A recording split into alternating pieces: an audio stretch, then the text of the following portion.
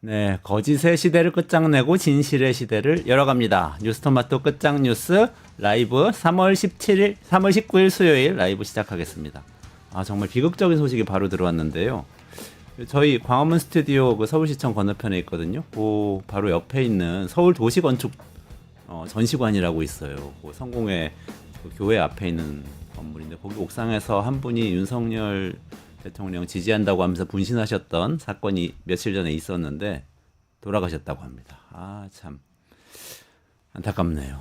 빨리 이런 혼란이 끝나고 많은 분들이 좀 정상적인 생활로 되돌아갈 수 있게 헌법재판소의 선고가 파면으로 나오고 그리고 나라가 정상적으로 굴러가기 시작했으면 좋겠습니다.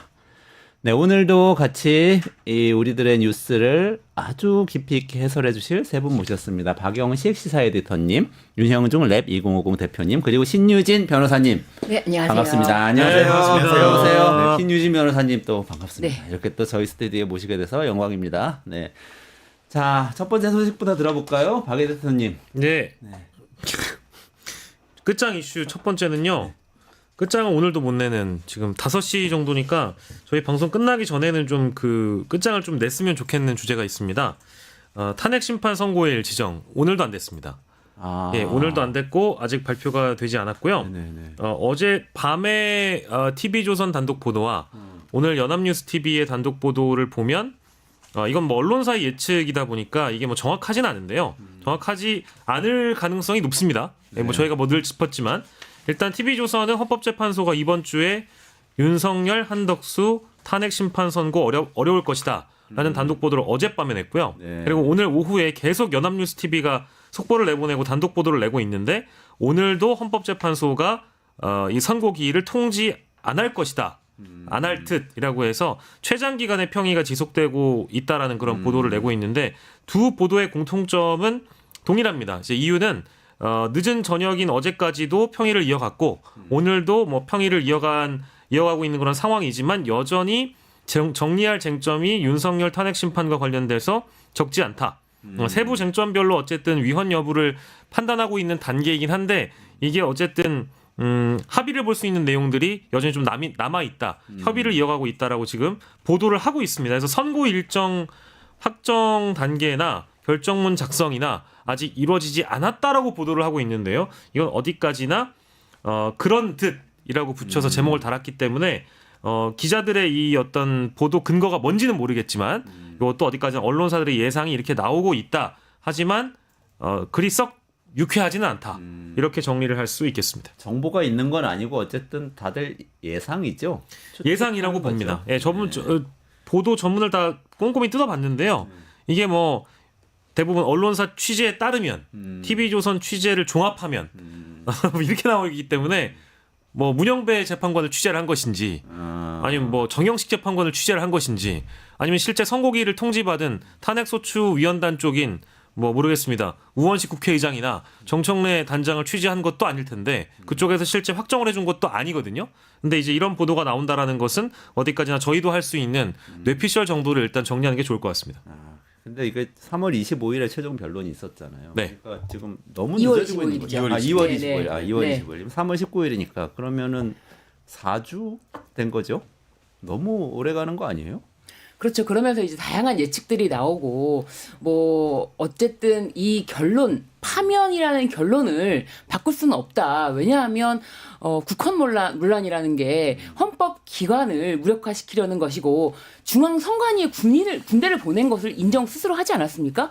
그리고 국회에 뭐 군인들이 유리창을 깨고 그 침입하는 그런 장면들을 온 국민이 봤기 때문에 이것에 대해서 위헌성 논란은 여지가 없는데 다만 세부적으로 뭐 어떤 부분이랄까 그런 거를 좀 조율하는 것으로 보여집니다. 그런데 이게 이제 물론 구속 취소가 되면서 갑자기 사람들이 너무 놀라서 이제 하루빨리 파면이 되기만을 더 기다리게 됐어요. 사실은 구속이 된 상태에서는 그냥 파면이라는 것에 대해서는 의심의 여지가 없이 좀 평온한 상태였거든요.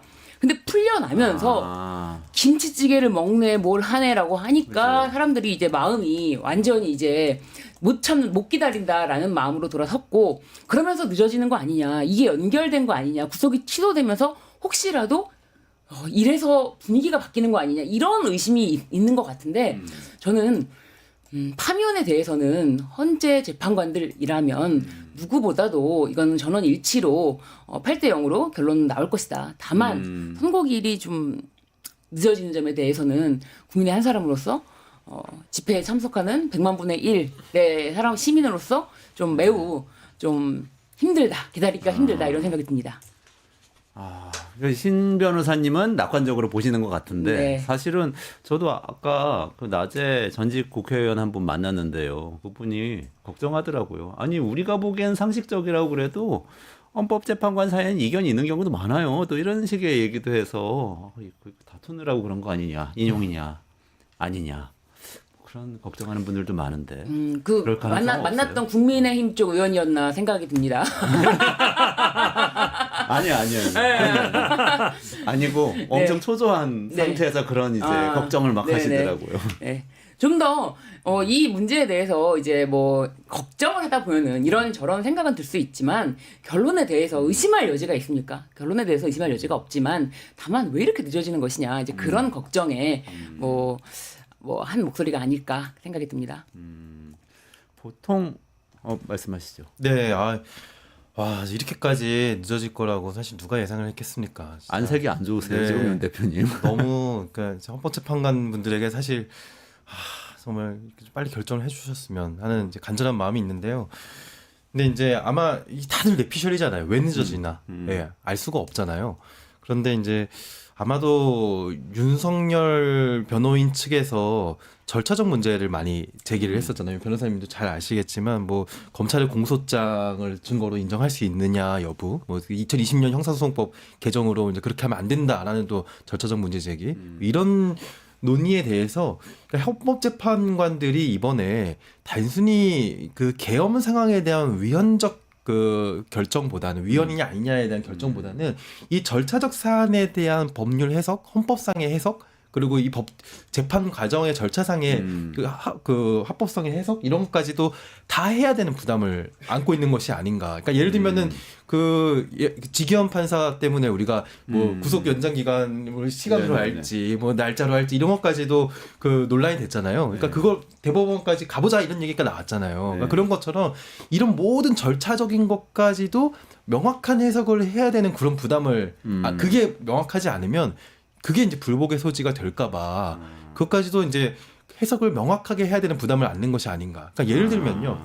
또 이것도 혹시 쟁점인가 의심스러운데요. 한덕수 이제 전 총리, 전 권한대행에 대한 그 선고까지도 혹시 같이 하려는 게 아닌가. 뭐 그런 생각도 들더라고요. 그래서 만약에 그렇다면은 그것은 누가 봐도 조금 애매모호한 측면이 있잖아요. 이 사람을 200석으로 요건을 할 것인가 아니면 150석을 요건으로 할 것인가. 그러니까 윤석열이 했던 이 내란 행위에 대한 그 선고 자체 판단은 어렵지 않을 것 같거든요. 하지만 이 절차에 대한 명확한 해석 그런 건 좀 쉽지 않을 것 같습니다. 사실 지기현 판사가 그 날로 계산하는 것을 시간으로 계산한 것은 사실은 논란의 여지가 없이 날로 계산해야 되는 것이 법조문상에서도 그렇지만 사실 그게 사법시험 2차 시험 문제였습니다. 사법시험 2차 시험 문제가 구속영장 실질 기간 동안에 그 시간을 어떻게 계산할 것이냐. 시간으로 계산하면 안 되고 날로 계산한다. 일자로 계산한다. 이것이 2차 문제예요. 시간으로 써서 혹시 탈락하신 분들은 어떻게 되는 거예요? 그러니까요. 이게 제가 말씀드리는 건 사법시험 2차 시험 문제로 낼 정도라면 그게 문제에 오류가 있으면 안 되거든요. 이거는 소송을 할 경우에 이거는 뭐 어떻게 되는 굉장히 길어지는 문제도 되고 그렇기 때문에 이거는 논란의 여지가 없이 명확한 정답이 있는 문제를 낼 수밖에 없는 거예요. 그런데 그거를 지기현 판사의 자의적인 위법하게 법을 해석한 것이고 이런 절차적인 문제라고 제기하는 것들은 사실상 논란의 여지가 없는 것들입니다. 논란의 여지가 없는 것들을 굳이 만드는 것이죠. 만들어내는 거예요. 그렇기 때문에 저는 지금도 전혀 굳건하게 변함이 없습니다. 아니, 저도 저도 사실은 그 굳건하게 변함이 없거든요. 네. 그런데 이제 많은 분들이 불안해하시잖아요. 그러니까 저는 헌재의 최근에 이제 결정들을 보면은 차근차근히 빌드업을 밟아간다는 인상을 좀 받긴 합니다. 왜냐면은 지난 13일에 최재 감사원장과 이창수 중앙지검장, 서울지검장에 대한 이제 탄핵 심판이 있었잖아요. 저는 굉장히 눈여겨봤던 이제 결정문의 문장 중에 하나가 그 이창수 지검장에 대한 이제 결정문에 이런 부분들이 있었습니다. 그러니까 헌법과 법률 위반 행위가 일정 수준 이상 소명되었다라고 하면서도 이에 대한 뭐 그 이제 그래도 이제 그게 이제 파면에 이를 정도는 아니라고 했지만 여기서 이제 덧붙인 문장 중에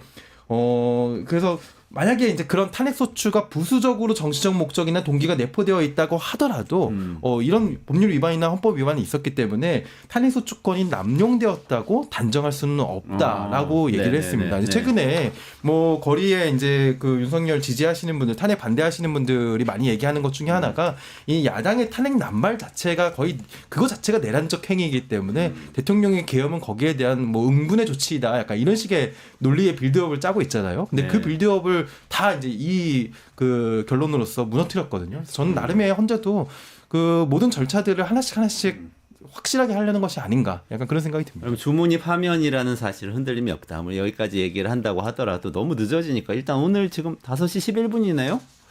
그러면 이번 주 안에 안 되는 거 아니에요? 지금까지 그 길 안 그래도 정해졌으면? 6시 안쪽에 또 결론 날 수 있으니까 아마 제 이틀 기억에는 전에 하나요? 통보를? 그 원래 2, 3일 전에 하는 걸로 되어 있고 박근혜 전 대통령 때도 제 기억으로는 한 5시 어간이었죠. 5시 40분 정도에 5시 40분. 예, 선거를 통보했다고 합니다. 오늘 5시 40분까지 기다려 봐야 되는 30분이 거예요. 있습니다. 네, 그리고 그때 당시에는 이게 지금 일단은 피청구인 쪽과 탄핵소추단 쪽에 거기 형사 그 헌법재판소의 규칙을 보면 전자우편으로도 가능하고 문자로도 가능해가지고 양쪽에 수신 확인한 이후에 선고기일을 통지하게 되어 있는데 지난번에 그 탄핵 재판 관련해서는 공보관이 직접 발표를 하거나 이제 그런 방식으로 택했던 걸로 제가 알고 있는데 이번에는 이제 그런 방식이 아니라 그냥 문자로 통보하게 돼 있거든요. 그러니까 만약에 기자들이 헌재에서 그 통보를 받게 되면 바로 이제 속보가 뜰 거라 가지고 네. 뭐 그리 시간이 오래 걸리진 않는데요. 2, 3일 전이라는 것도 그때의 기준에 따르면 그런 거지만 지금이야 뭐 일단 뭐 발표가 되고 나면 바로 알 수 있는 거라서 뭐 5시 40분까지는 저희가 좀 기다려봐야 될 것 그렇죠. 같아요. 사실 뭐 모르겠습니다. 오늘 5시 40분이 넘어서도 선고일이 지정이 안 된다 하더라도 금요일 오전까지도 계속 기다릴 거예요. 그렇죠. 네네. 네. 금요일 오전에 통지하고 오후에 선고하면 되니까요. 네. 그러니까 돌아가신 분들도 있고 이게 너무 사람들이 많은 분들이 이렇게 심적으로 고통을 받으셔서 일단 그것 때문에라도 빨리 결정이 났으면 하는 생각이 큽니다. 근데 아까 윤형중 대표님 말씀하신 거하고 관련된 거 같은데요. 국민의힘 태도가 바뀌었다는 얘기가 또 있더라고요. 네. 탄핵 기각을 얘기하다가 요즘 각하를 얘기한다는 건데 예. 이거는 무슨 얘기인가요? 그러니까 이제 그 각하가 이건 이제 속내를 보건데 기각이 나올 가능성은 낮다라고 이제 판단하고 있는 분들이 국민의힘 쪽에도 많은 것 같아요. 그리고 이거는 나경원 의원이나 이제 국민의힘을 형성하고 있는 주류층인 친윤 의원들조차도 위헌 위법적인 부분이 없지는 않다라고 다들 이제 인식을 하고 있기 때문에 이것이 기각이 나기는 어렵다. 그렇다면 절차상으로 문제가 있는 부분들을 오히려 부각시켜서 윤석열 탄핵 심판 자체가 일단 이루어지지 않아야 된다라는 그 논리로 각하를 밀어붙이고 있는 것 같습니다. 근데 그런 논리를 좀 뜯어보면은 이 절차상 문제가 있다. 즉 탄핵 심판 과정에서 흠결이 있는데 뭐 검찰 조서를 증거로 채택을 해서 형사소송법을 준용하지 않았다라든지 이제 이런 대목들을 많이 주장을 하고 있는 거거든요. 근데 이거에 대한 이 반론들은 이미 차고 넘치게 나왔습니다. 그러니까 형사 재판과 탄핵 심판은 엄연히 다르다라는 점을 헌재도 명확히 했고요. 그리고 이거와 관련돼서도 여러 이제 조항들이나 법문들을 찾아봤을 때 헌재법 440조 1항에도 헌법재판의 성질에 반하지 않는 항도에서, 그러니까 이것은 헌법재판관들이 헌법재판소에서 나름의 어떤 자신들의 선택권을 가지고 얼마든지 추진할 수 있다라고 해석을 하고 있는 거여서 일반 징계 절차와는 엄연히 성격이 다르다라는 점을 강조하고 있는 거거든요. 그래서 이거를 계속 지금 주장하는 이유는 결국 윤석열의 위헌 위법적인 비상계엄은 이미 빼박 캔트다. 더 이상 이것을 뭐 물고 늘어질 에너지가 없고 그럴 명분도 없기 때문에 이제 와서 각하를 주장하는 것 아니겠느냐. 이미 절차적 큰별들에 대한 부분은 법조계에서 다 이미 탄핵된 내용이어가지고요. 네네네. 저 뭐 사실 이걸 왜 더 설명해야 될지. 예. 그러니까 사실상 항복 선언이다 이렇게 보시는 거네요. 저는 그렇습니다. 그러니까 인정한 거나 정치인들이 마찬가지다. 하나만한 주장을 하고 있다라고 봅니다만은 이 각하 쪽이 오히려 더 논리적으로 법리적으로 명분 삼기에는 더 좋은 구실이 되는 거니까요. 이렇게 다 변론을 하고 또 심판 대상이 아니라고 하는 것도 좀 이상하지 않아요? 보통 사람이 보기엔 굉장히 이상한데. 저 지금 말씀하신 것처럼 그 형사소송법이 개정되었지만 그 이건 어디까지나 말씀하신 것처럼 징계 절차이기 때문에 형사 절차가 아니거든요.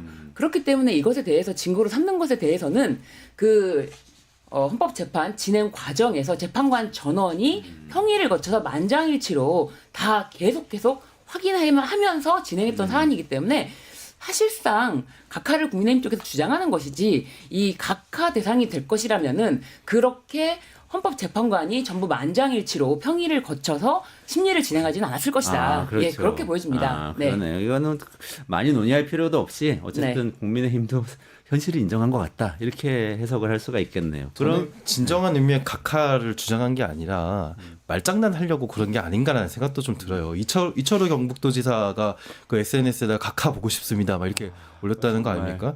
그래서 지난번 뭐 변론 때에도 저는 계몽되었습니다. 막그 계엄을 계몽으로 이렇게 말장난하고 있잖아요. 그러니까 지금 정치의 수준이 지금 많은 사람들이 끝까지 고통스러워하고 있는데 지금 말장난하는 수준으로 정치를 하고 있지 않나. 그러네요. 네.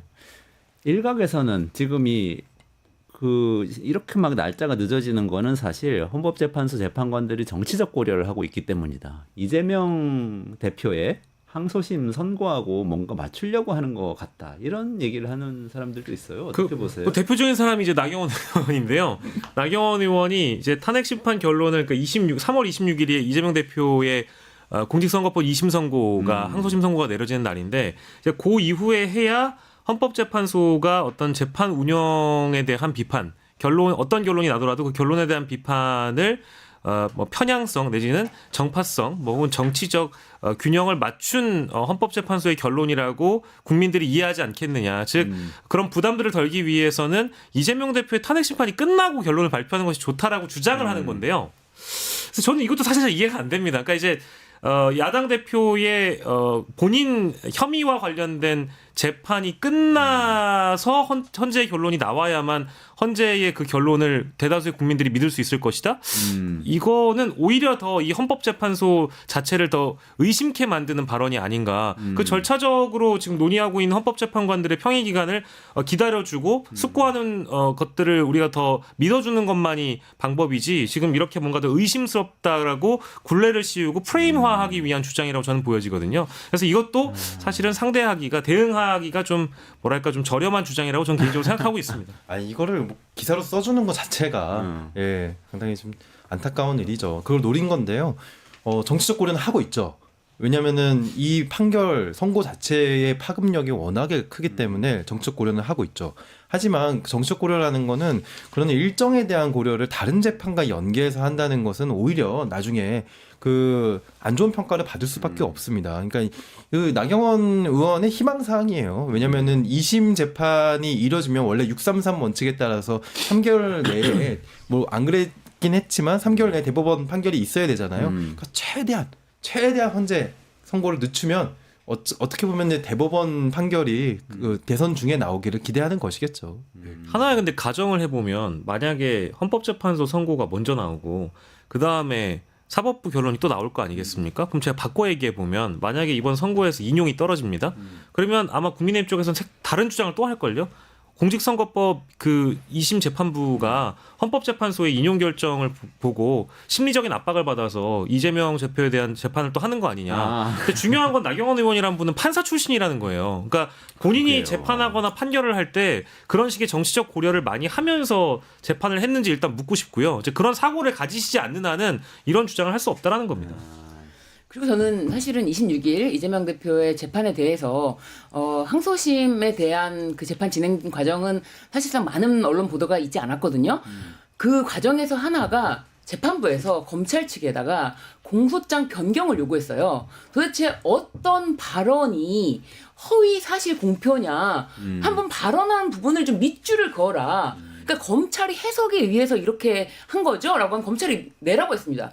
1심 판결도 이렇게 해서 해석에 의해서 이렇게 허위사실 공표라고 본 것 같은데 도대체 어떤 발언이냐 명확하게 해달라고 했는데 그런 걸 모두 뭉뚱그려서 검찰이 해석해서 그거를 허위사실이라고 검찰이 해석이거든요. 이런 거는 형사상의 어떤 뭐 허위사실 공표가 될 수가 없는 거예요. 사실상 그 더 깊이 문제를 파고들자면 뭐 행위 뭐 이런 것도 있지만 다 떠나서 공소장 변경을 요구했다는 거는 1심 판단은 잘못된 공소장에서 했다라는 거예요. 항소심에서는. 아. 그렇기 때문에 저는 항소심 26일 판결도 네네. 만약에 정확하게 판단이 된다면은 무죄 판결이 나와야 된다. 네, 그 많은 문제점 그리고 상식적으로 판단했을 때 그런 것에 대해서는 깊이 있게 다른 방송에서도 많이 말씀을 드렸지만, 네, 그래서 저는 26일이 무죄 판결이 날 것이고 이것에 대해서 뭐 어떤 여론이 또 형성될지, 근데 현재는 그런 것과는 전혀 관계는 없을 것이다. 네, 그거와 그거는 이제 별개로 네. 당연히 그냥 별개이죠. 접근하는 게 맞고 저희가 뭐 얘기가 좀 돌아가는 감이 없지 않아 있습니다만 아까 방금 전에 얘기했던 그 절차적인 하자와 흠결 문제를 계속 지적하는 분들을 오히려 신경 쓰는 게 헌법재판관들 입장에선 맞지 정무적이나 정무적 판단 즉 이재명 대표의 재판을 고려해가지고 26일 이후에 선고를 한다라는 거는 정말 말도 안 되는 얘기고요. 저는 이렇게 길어지는 이유 중에 일부는 아마 그런 문제가 있을 거라고 저는 생각합니다. 그러니까 8명 중에 한두 명 정도는 이 헌법재판소의 이 탄핵심판 선고에 이르기까지의 과정을 문제 삼는 사람들이 그래도 있지 않냐. 그러니까 이것에 대해서 전혀 오해가 없이 우리가 결정문에 담으려면 이런 작부도 좀 다듬어야 되고 이런 표현을 써야 되고 역사에 남길 판결이다 보니까 이런 것들을 논의하는 과정이 길어진다라고 하면 그게 오히려 설득력이 있지. 이재명 대표 재판 때문에 이게 선고일이 늦어진다는 정부적 판단은 있을 수 없는 일이라고 봅니다. 이재명 대표 공소장 변경은 된 건가요? 네. 그래서 검찰이 공소장을 변경했어요. 변경했어요. 변경했는데 네. 그것에 대해서 이제 판단만 남은 거죠. 근데 이제 사실상 1심 판결 자체는 공소장이 제대로 되지 않은 상태에서 판단을 받은 것이다라고 사실 항소심 재판부는 생각하고 있고 그것에 대해서도 검찰이 따를 수밖에 없는 거죠. 야, 두렵긴 두렵겠네요. 예를 들어서 국민의 입장에서 파면 결정이 나고 바로 조금 있다가 이재명 대표 무죄 판결이나 굉장히 경감된 판결이 나올 경우에는 정말 정치적으로 공경에 빠지긴 하겠네요. 근데 상식적으로는 그 내용을 뭐 길게 설명드릴 건 아니지만 정말로 상식적으로 그것은 무죄 판결을 내야지만 상식에 맞다, 우리 이치에 맞다라고 말씀을 드리고요. 그리고 사실 지금 이 선고일이 늦어지면서 지금 아까 이제 방송 초반에도 말씀하셨지만 어제는 또 이제 윤 탄핵 촉구하는 그 민주당원이라는 60대 민주당원분이 또 쓰러지셔가지고 사망하는 일도 있었거든요. 네, 그렇기 때문에 이게 선고일이 길어지면 길어질수록 사실상 진짜 100만 명이 주말에는 100만 명이 나와서 윤석열 탄핵 촉구를 하지 않습니까? 그런 것들에 대한 대사회 혼란 이런 것을 가중시킬 뿐이다. 뭐 이재명 대표 판결에 대해서는 다음 주에도 당연히 얘기가 나올 것 같지만 네. 사실 쟁점 굉장히 단순합니다. 그냥 단순하거든요. 그러니까 이재명 대표가 조작한 거죠라고 발언을 한 게 있는데요. 그 조작한 것의 대상이 검찰은 내가 골프를 쳤다는 걸 조작한 거죠라고 이제 해석을 한 거고 이재명 대표는 그렇게 말한 게 아니라 사진을 조작한 거죠라고 말한 입장인 거예요. 그러니까 그거를 말을 이렇게 말로 하다 보니까 이 조작한 거죠라는 수식어가 여기에부터 이렇게 해석할 수도 있고 저기에부터 해석할 수도 있거든요. 그렇게 해석될 수 있게 발언을 하긴 했습니다. 그건 문제죠. 하지만 판결이라는 것, 특히 허위사실 공표라는 것은 유추와 해석에 의해서 허위사실 확정 지을 수는 없는 것이거든요. 네, 네. 네, 그런 쟁점입니다. 네. 알겠습니다. 이 탄핵 심판 얘기 5시 40분에 다시 한번 체크해보기로 하고요. 우리 땅 얘기하죠. 땅 얘기. 그 사이에 그 박영식 에디터님 두 번째 뉴스 이 땅 얘기잖아요. 우리 예. 오랜만에 많은 분들 관심 있으실 것 같아요. 네, 두 번째 이슈는 오늘 사실 조금 머쓱했던 사람이 오세훈 서울시장일 겁니다. 일단 그 정부가 서울시하고요 강남 3구를 토지거래 허가 구역으로 재지정했습니다. 그러니까 이게 부동산에 관심이 높은 분들이거나 아니면 이제 이쪽에 좀 고관여층이 아닌 분들은 큰 관심이 없는 사안일 수도 있는데요. 그러니까 토지거래 허가 구역으로 만약에 이제 정부가 지정을 하게 되면 니네 이거를 사고 팔 때는 사전에 우리한테 허가를 받아야 돼. 그러니까 이 지역은 우리가 지정해놨어. 쉽게 얘기하면 니네 거래할 땐 우리한테 얘기해줘야 된다. 이제 이런 식으로 묶어놓는 거죠. 그래서 체계적으로 그 지역을 이제 관리를 하면서 뭐 지역의 집값 급등을 막거나 뭐 집값 안정 차원에서 이제 토지 거래 허가 구역을 지정한다라고 볼 수 있겠습니다. 근데 이게 좀 아이러니한 게 오세훈 서울시장이 2월 12일에요. 서울 강남 주요 지역을 토지 거래 허가 구역에서 해제를 하는 바람에 이 가격이 또 이제 들썩이는 일이 있었고 네, 실제 네, 네. 모니터링 결과가 그랬다고 합니다. 그래서 오늘 사과를 했거든요. 뭐 국민 여러분들께 또 시민 여러분들께 송구하게 생각한다라고 네. 해서 지금 35일 만에 정부가 서울시의 조치와는 정반대로 결정을 되돌려버린 거라서 이렇게 돼버리면 사실 대선 주자로서의 오세훈 시장의 어떤 정책적인 고려, 정책적인 판단 이런 거에 대한 미스테이크가 실수가 되는 거라서 뭐 이것도 하나의 또 논란, 쟁점이 될 수도 있겠습니다. 우리 정책 전문가인 윤형중 대표님 어떻게 보셔요? 이게 잠깐 지난달만 해도 2월 12일에 토지거래 허가구역 지정을 해제했다는 건 아닙니까? 네네네. 토지거래 허가구역이 해제된 지역이 강남 3구와 이제 용산 쪽인데요. 뭐 해제가 되면은 뭐 재개발이나 이런 이슈도 잘 진행될 수 있기 때문에 뭐 부동산이 들썩일 수밖에 없습니다. 근데 한 달 전에 도대체 왜 이걸 해제를 했을까를 잘 살펴볼 필요가 있습니다.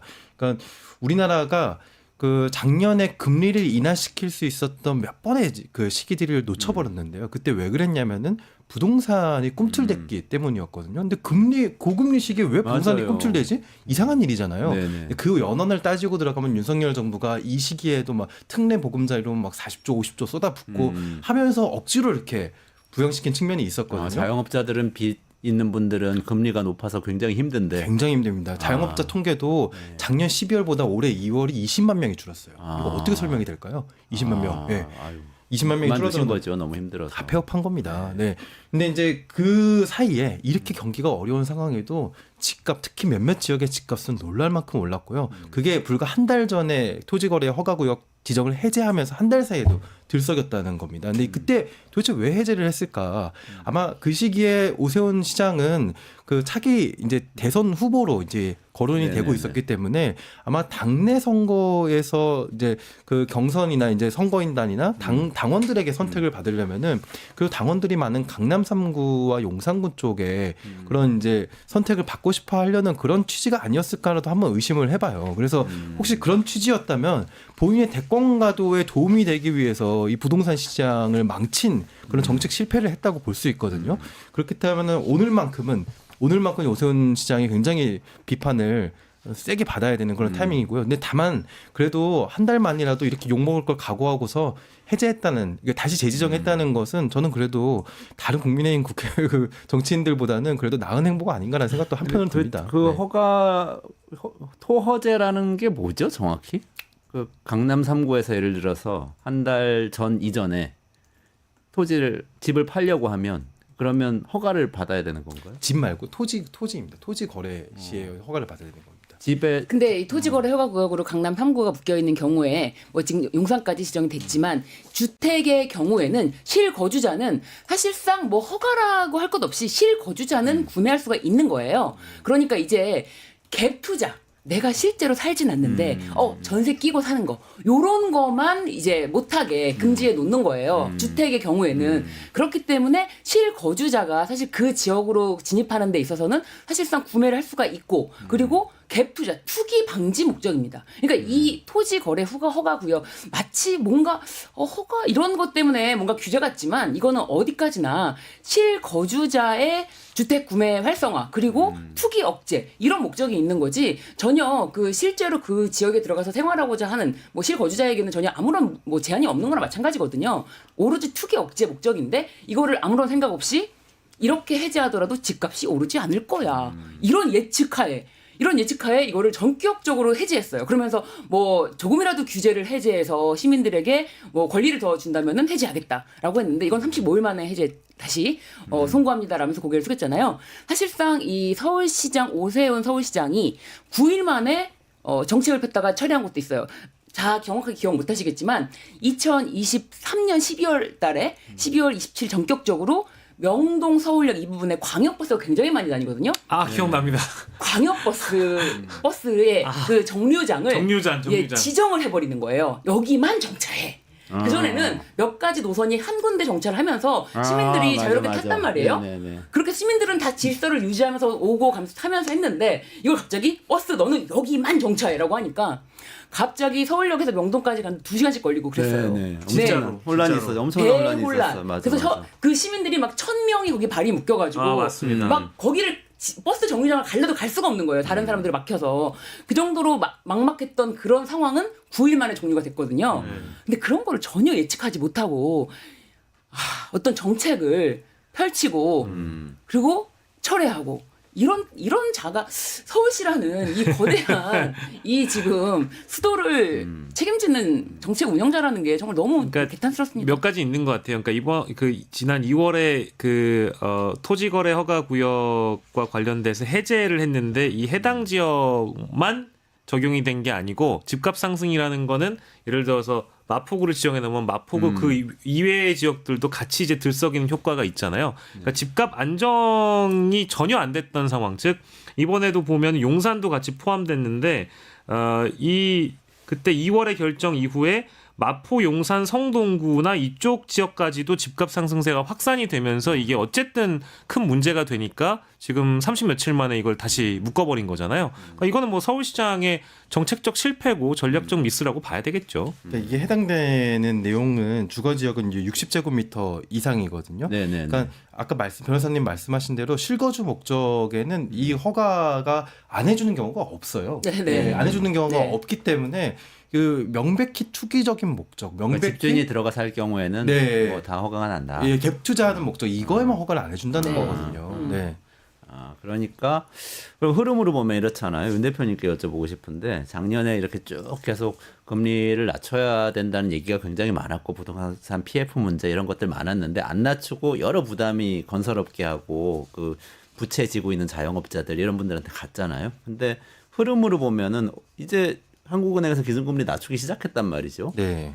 그랬는데 거기에 딱 조금 지나서 오세훈 시장이 이 토허제 요거를 완화하는 방향으로 정책을 발표를 했단 말이죠. 그리고 나서 부동산 시장이 갑자기 막 움직이기 시작해서 강남뿐만 아니라 서울 시내 다른 이른바 용산이나 마용성 뭐 이런 곳들 막 오르기 시작한 거잖아요.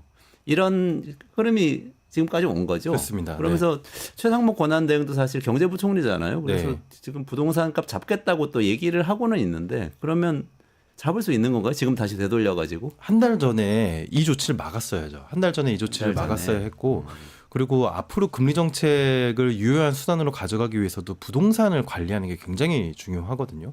그런데 지금 이미 한번 좀 불붙은 상황이기 때문에 앞으로 추이는 좀 지켜봐야 되겠지만 굉장히 경제에 부담을 준 것은 사실입니다. 그래서 금리를 우리가 좀 유효한 경제 수단, 정책 수단으로 가져가기가 좀 어렵게 됐죠.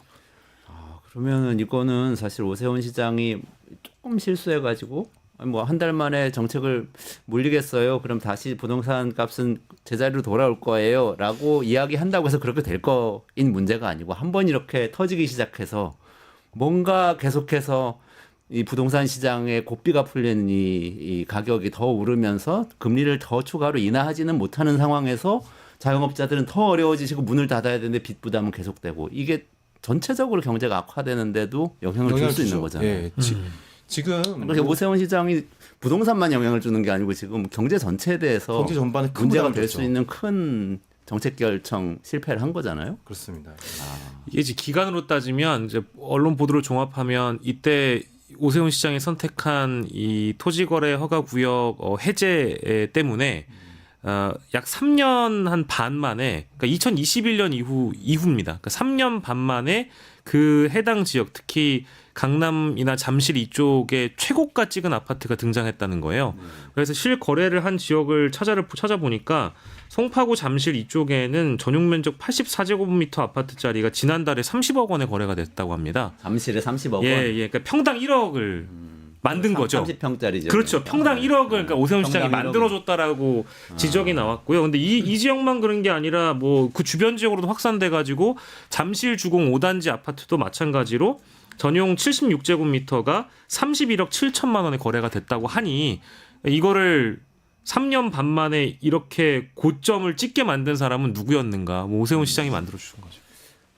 그러네요. 뭐 우리가 경제 뭐 정말 어렵고 그런 와중에도 AI에서도 경쟁력 가져야 되고 뭐 서비스도 좋아져야 되고 서비스 산업 살려야 되고 이런 얘기를 하고 있는데 돈이란 돈은 다 사실 부동산하고 비트코인으로 몰려가서 근데 진짜 오세훈 이런 시장은 상황인데. 정말 한 걸음 한 걸음 내릴 때마다 너무 큰 파장을 너무 분노하시는 너무 큰 파장을 일으킵니다. 네. 그리고 지금 한강버스 그렇게 외치면서 눈물을 흘리던 그 한강버스가 이제 3월 달부터 시범 운행한다고 해요. 그래서 이제 올해 상반기에는 실제로 뭐 운행을 한다고 하는데 이것도 너무 걱정스럽습니다. 아, 분명히 운행을 하다가 이것 좀 죄송합니다. 이거 제 정책 실패입니다.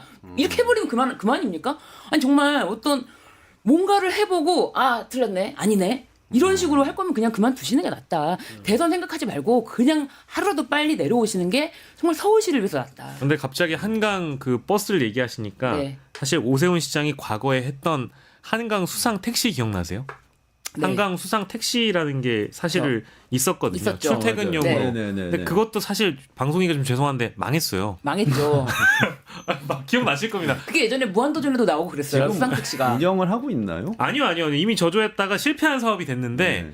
그 이후에 이제 다시 등장한 게 오세훈표 한강버스. 한강 버스가 이제 새롭게 도입되는 거고. 택시 안 되니까 네. 버스로. 아이 그렇죠. 그래서 이제 이른바 오세훈의 한강 르네상스라고 해가지고 이게 뭐랄까 약간 제가 느끼기에는 이명박 전 서울시장 모델처럼 서울시장 대한민국에서 가장 큰 광역단체장이 특별시장이 자신의 어떤 성과로 남기고 이것이 또 이제 대선에 도움이 될 만한 그런 어떤 하나의 수단화가 되는 게 아닌가 싶은데 그러려면 잘 돼야죠. 그러니까 이명박 전 대통령의 경우에도 지금 그 이명박 전 대통령에 대한 평가는 다 나눌 수 있지만 뭐 예를 들어서 버스 노선을 통합을 한다라든지 청계천의 어떤 성과를 남겼다라든지 이런 것들을 기억하는 분들이 계시잖아요. 근데 오세훈 시장의 경우에는 무상급식 주민투표했다가 직을 내려놓게 되기도 했고 한강 수상택시를 도입했다가 망한 사업으로 만들기도 했고 이번에 수상버스를 도입을 했는데 과연 이건 어떻게 될 건지 게다가 이번에 오늘 저희가 주제로 다뤘던 토지거래 구역 관련해서도 사과를 하는 일로 마무리가 됐고요. 그러니까 이게 좀 행정가로서 성과를 잘 냈으면 좋겠다라는 생각이 있습니다. 하면 안 된다. 잘 낼 수 있을까요? 뭘 안 하고 싶든지 된다. 간에 하지 마라. 네. 이런 의미세요. 제발 아무것도 하지 아무것도 하지 말아라. 마라. 그런 말씀 드립니다. 넘버3라는 네. 영화가 생각나네. 이분은 한강에 대해서 굉장히 집착하시거든요. 맞습니다. 네, 예전에 새빛둥둥 섬이라든지 네. 그것도 맞습니다. 네. 굉장히 뭔가 집착을 하시고 또 옛날에 용산 정비창 사업이라는 게 있었거든요. 네네. 근데 거기를 일부러 그러니까 정비창이라는 게 그 굉장히 큰 부지였는데요. 네. 그 이제 철도 정비창 있던 곳이에요. 거기 바로 옆에 어떤 부지가 있냐면 서부이촌동이 있어요. 네. 멀쩡한 동네를 거기를 합쳐서 개발하겠다고 본인이 갑자기 발표해 버리는 바람에 무슨 권한으로 아무 권한도 없는데요. 네네. 발표해 버리는 바람에 용산 정비창도 10년 넘게 사업이 진행이 안 됐고요. 서부이촌동은 거의 몇 년 동안 거의 오세훈 시장 하면 일을 갈았던 약간 그런 상황이 있었거든요. 아. 그런 일들이 굉장히 많았습니다. 지금. 정말 오세훈 시장은 지금 내란 종식이 안 된 상황에서 욕을 덜 먹고 있는 거예요. 정말 만약에 맞아요. 평온한 나라 상황이었다. 그랬으면은 연일 오세훈 그러게요. 시장이 정책에 대한 문제가 정말 이렇게 하면은 서울시 망하는 거 아니냐 이런 문제 때문에 걱정하느라고 잠을 못 잘 정도입니다. 지금처럼 많은 분들이 부동산에 관심을 안 가진 적도 사실 없어요. 네. 개혁 때문에 네. 정신이 팔려서 그런데 관심 많을 때였으면 정말 힘들었을 거예요. 그것도 그렇고 이제 부동산 쪽이라는 게 뭐 이제 아까 제가 3년 반이라는 표현을 말씀드렸지만 집값이 안정화됐다라기보다는 막 그 뭐랄까 문재인 정부가 윤석열 정부로 전환된 계기에는 사실 부동산 문제가 가장 컸다라고 평가가 나오고 있잖아요. 집값 안정을 시키지 못했다. 근데 윤석열 정부가 집값을 안정화시켰다라기보다는 그간 너무 뭐랄까 고평가돼 있고 실거래가가 너무 이제 폭발적으로 올라가다 보니까 집값 거래 자체가 많이 줄어든 것도 사실이었거든요. 근데 이거를 이제 촉발시킨 당사자가 서울시장이라는 점에서 비판의 대목이 나오는 거고 마무리하는 차원에서 말씀드리면 뭐 정치권에서는 그런 얘기도 많이 합니다. 행정가로서 내가 나중에 더 큰 꿈을 꾸고 대선에 도전할 거라면 유권자에게 하나만 각인되면 된다. 자신이 성공한 정책은 무엇이었는가. 이거 하나만 각인되면 되는데 오세훈 시장은 죄송하지만 오세훈으로 대변되는 어떤 정책 뭐 무엇이 있었는가 그 성과를 하나만 말씀드릴 수 있는 정치인이 됐으면 좋겠습니다.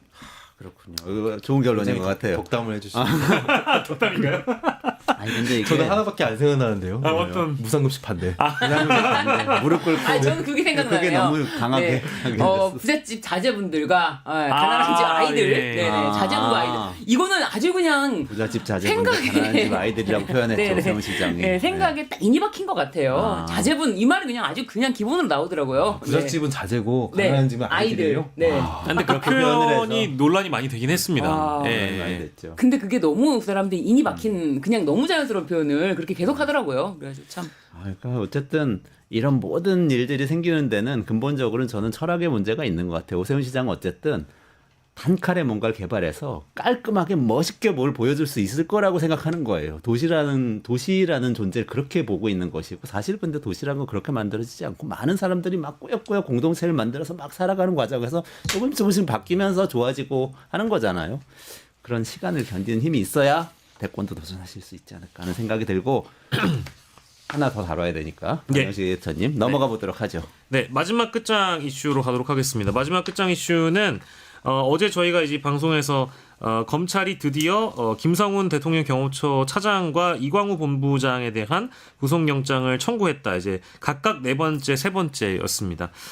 이제 법원이 오는 21일에 이제 판단하는데 내일 모레에 구속영장 심사가 이루어지게 되는데 과연 법원이 영장을 발부할지 관심이 쏠리고 있고요. 사실은 이것에 대한 맥락이랄까요? 맥락을 본다고 한다면 이미 기간이 너무 오랜 기간 길어졌기 때문에 어제 저희가 이 방송에서 다뤘던 대로 검찰과 경호처가 짜고 치는 고스톱에 성공했고 증거인멸할 시간을 경호처 차장인 김성훈에게 이미 주었던 것 아니냐 이제 이런 비판들이 나오고 있는 상황이어서요. 가장 핵심적인 비화폰 서버 압수까지 갈 수 있을지 이제 거기에 관심이 모아지고 있습니다. 신 변호사님 법률가로서 어떻게 보십니까?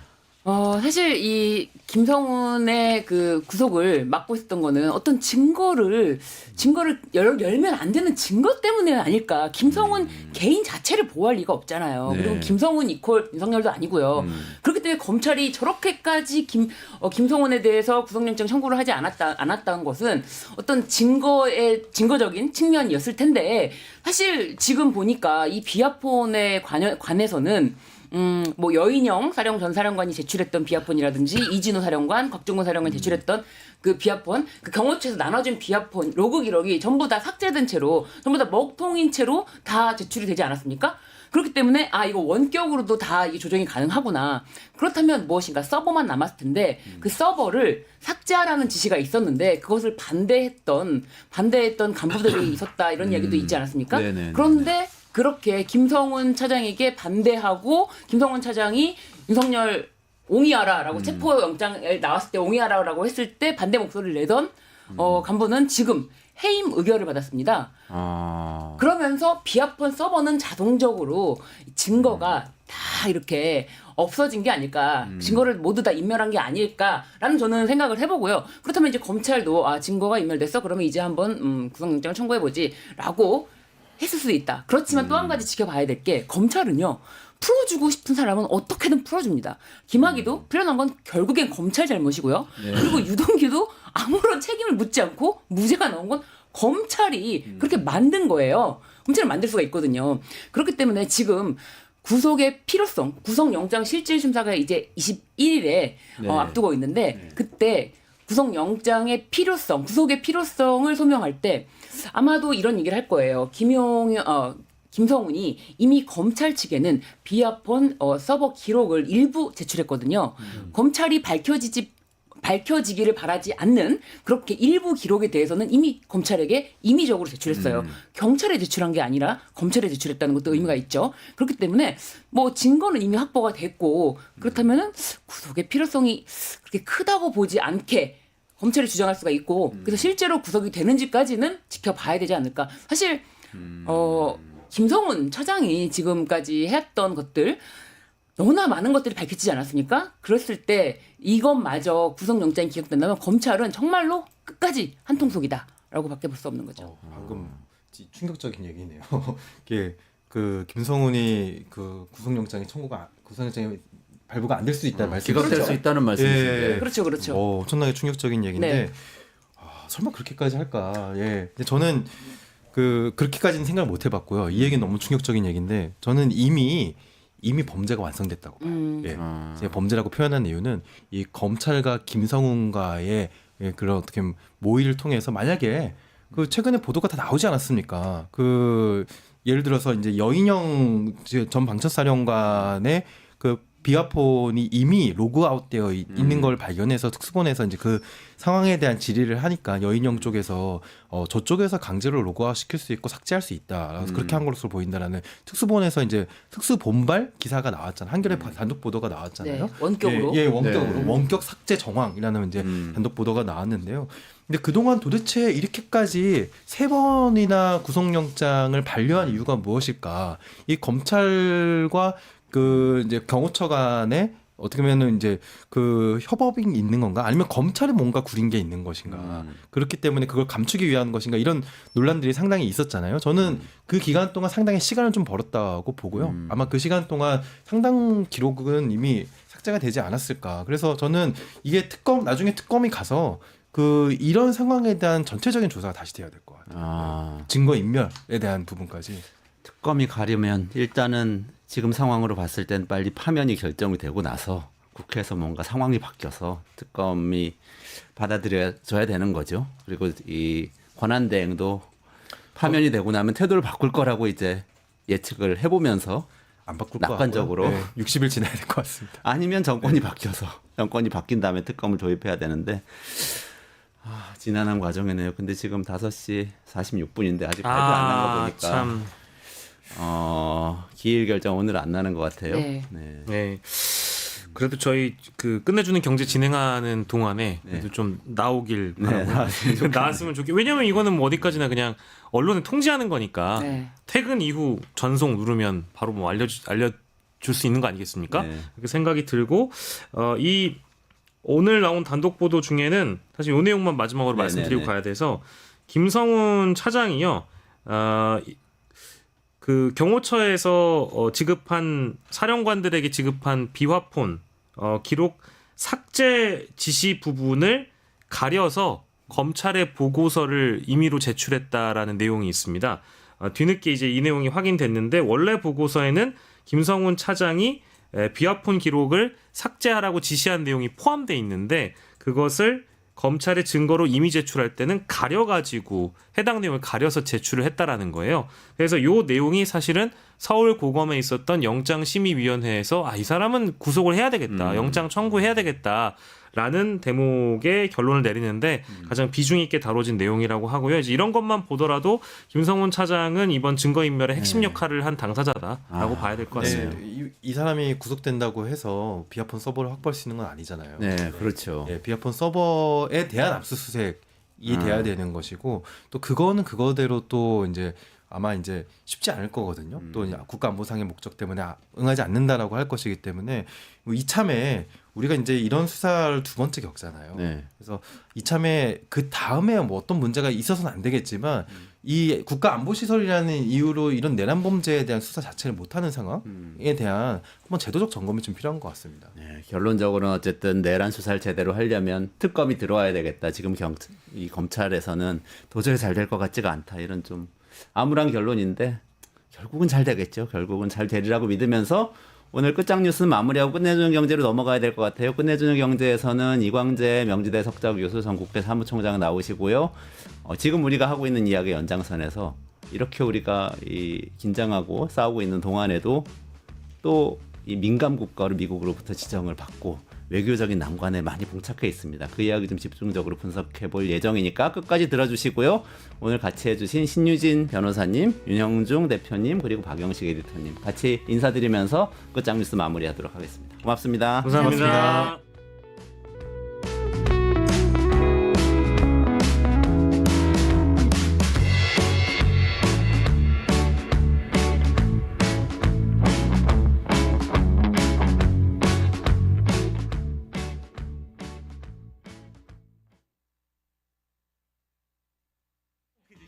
증권 통파스 퀴즈를 풀면 최대 100만 원 상당의 보상을 드려요. 탈락해도 걱정은 NO. 친구를 초대해도 코인을 드립니다. 친구는 3,000원, 나는 2,000원의 코인을 무제한으로 드려요. 자세한 내용은 QR코드를 스캔해보세요. 상금의 주인공은 바로 당신! 사용자 중심의 뉴스포털 플랫폼 뉴스통. 자신만의 가치와 색이 담긴 글을 작성하고 가치를 인정받으세요. 사용자 중심의 뉴스포털 플랫폼 뉴스통에서 뉴스북 뉴스라인의 필진이 되어보세요. 자유롭게 생각을 표현하세요. 작성 키워드를 지급해드립니다. 내가 작성한 글이 언론사 기사처럼 뉴스포털에도 노출. 초창기 활동 지원금까지. 지금 바로 뉴스통의 필진이 되어보세요. 당신의 이야기가 세상을 움직입니다.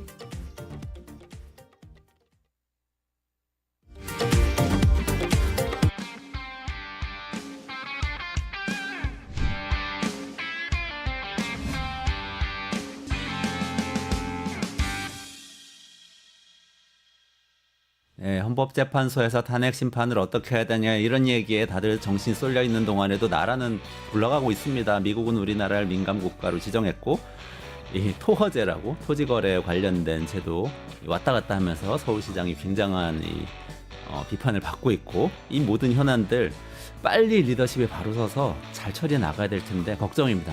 이 이야기들 이광재 명지대 석좌 교수 모시고 좀 짚어보도록 하겠습니다. 안녕하세요. 어서 오세요. 네. 이게 탄핵 정국 때문에 리더십이 좀 지금 우리나라가 부재한 상황이잖아요. 주인 없는 나라 된 거죠. 주인 없는 나라. 원래는 국민이 주인인데 말이죠. 헌법상. 근데 누군가가 국민을 대리해서 탁탁 리더십을 발휘를 해줘야 되는데 그래서 여러 가지 문제가 생기는 것 같은데 이 중에서 저는 제일 민감하게 받아들였던 게 민감 국가로 미국이 민감 국가로 우리를 지정했다는 건 미국은 우리나라의 동맹인데요. 이게 어떻게 된 건지 참 걱정입니다. 일단 이게 얼마나 중요한 일인가요? 어떻게 보세요? 일단 민감 국가라고 하면은 네. 그 기준이 있잖아요. 네. 그러니까 국가안보 핵 비확산, 지역적 불안전성, 경제 안보 위협이 있거나 테러 지원 등을 하는 특정 국가를 민감 국가라고 합니다. 무시무시한데요. 예. 근데 여기 이제 테러 지원 국가는 주로 북한, 이란, 시리아. 네. 위험 국가는 중국과 러시아. 기타 지정 국가로 이제 우리 한국 요번에 들어간 거죠. 근데 문제는 이게 바이든 정부 때 지정이 된 거예요. 트럼프 새 행정부가 아니고. 예. 네. 그 왜 그랬을까? 혹시 구테타를 일으킬 때 미군한테 사전에 우리 군사 이동이 있으면 알려주게 돼 있는데 네. 알려주지도 않고 네. 한국에 와 있는 미국 대사가 몇 시간 동안 전화가 물통이었거든요. 대사가 우리나라 외교부에 전화를 한 거죠? 아니죠. 한국에 와 있는 주한 미 대사가 네네네네. 용산 대통령실로 전화를 했는데 대통령실로. 몇 시간 동안 연락이 안 된 거죠. 계엄 선포한 생각해보세요. 거를 듣고 놀라서 연락한 그렇죠. 겁니까? 그러면은 본국에서 연락이 왔을 거 아닙니까? 그렇죠. 예. 어떻게 된 CNN에 거야? 계속 나왔잖아요. 계속 전화를 했을 거 아니에요? 연락이 안 되면 이 대사는 어떤 상황에 처했겠어요. 더군다나 군이 이동하는데 미군한테 사전 알려주지도 않았으니까 저는 그렇기 때문에 이런 것 자체가 사실 군사적 행동이 있는 것이 가장 큰 거잖아요. 네. 한미 동맹에. 그럼 거기에 어떤 미국이 문제를 제기한 것인지. 근데 더 큰 문제는 2달 동안 모르고 있다는 거는 더 큰 문제죠. 민감국가 지정 사실을 그렇죠. 우리나라가 얼마 전에 연합뉴스가 특종을 하면서 알게 된 거거든요. 네. 한겨레에서는 먼저 썼다고 또 얘기를 하더라고요. 네, 어쨌든 근데 2달 동안 정부가 전혀 민감국가 지정 사실조차를 모르고 있던. 그렇죠. 그러니까 결국은 현재 대한민국의 외교 시스템이 무너지고 있는 거고 네. 하나는 한미 동맹에 뭔가 지금 균열이 있는 것이죠. 그렇게 봐야 될 거고 그 다음에 그러면 만약에 구테타 때문에 미국이 지정한 것이 아니라면 이게 에너지부에서 하는 거죠. 핵과 관련된 거거든요. 네. 그러면은 웨스팅하우스하고 한국이 해외에 원자력 발전소를 지을 때 웨스팅하우스하고 아직 한국 정부하고 아직 마무리가 안 된 부분이 있거든요.